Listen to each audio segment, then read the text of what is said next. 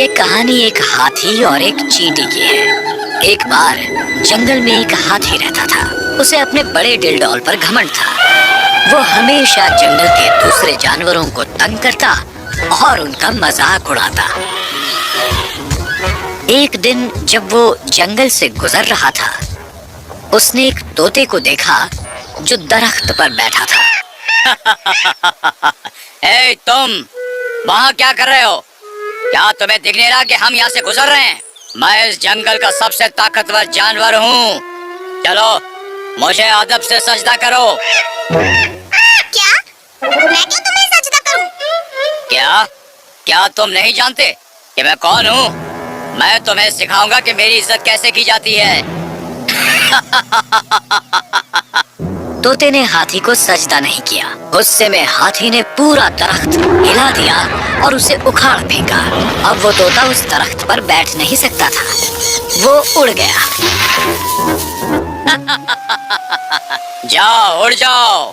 देखा तुमने मैं क्या कर सकता हूँ? मेरे सामने तुम सब कमजोर हो। घमंडी हाथी फिर वहाँ से चला गया। हमेशा की तरह वो दरिया पर गया पानी पीने को।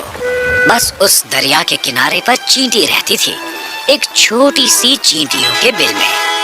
हर रोज चींटी अपना खाना इकट्ठा करती और हर रोज हाथी उसे परेशान करता। आज का दिन जुदा नहीं था। जब हाथी पानी पी रहा था, तब उसने चींटी को देखा। सुनो चींटी, तुम कहाँ ले जा रही हो ये खाना? मुझे ये वापस अपने घर ले जाना है। जल्दी बारिश शुरू हो जाएगी। मुझे तैयार रहना होगा और खाना जमा करना होगा। अच्छा। हाथी ने फिर अपनी बड़ी सूंड में बहुत सा पानी जमा किया और चींटी पर छिड़क दिया। पानी ने उसका खाना बर्बाद कर दिया और अब वो चींटी पूरी तरह भीग गई थी। हंस लो, जितना चाहे हंस लो। एक दिन मैं तुम्हें सबक सिखा कर ही रहूंगी। ओ, मैं तो डर गया। तू मुझे सबक सिखाएगी? छोटी सी चींटी, मैं तो तुम्हें अपने पैरों तले कुचल दूंगा। दफा हो जाओ यहाँ से। चींटी को हाथी और उसके घमंड पर बहुत गुस्सा आया। उसने कसम खाई कि वो जल्दी ही उसे सबक सिखाएगी। मुझे इस हाथी का कुछ करना होगा। वो इस तरह सबको परेशान नहीं कर सकता। अगले दिन जैसे ही चींटी बाहर निकली और खाना इकट्ठा करने लगी, उसने देखा कि हाथी सो रहा था। उसे फौरन ही एक तजवीज सूझी। वो खामोशी से उसके नजदीक गई और उसकी सूंड में घुस गई। एक बार अंदर आ जाने पर वो उसे काटने लगी। वो हाथी को काटती रही जब तक कि वो जाग नहीं गया और वो दर्द में चिल्लाने लगा। कौन है? मेरी सूंड में कौन है?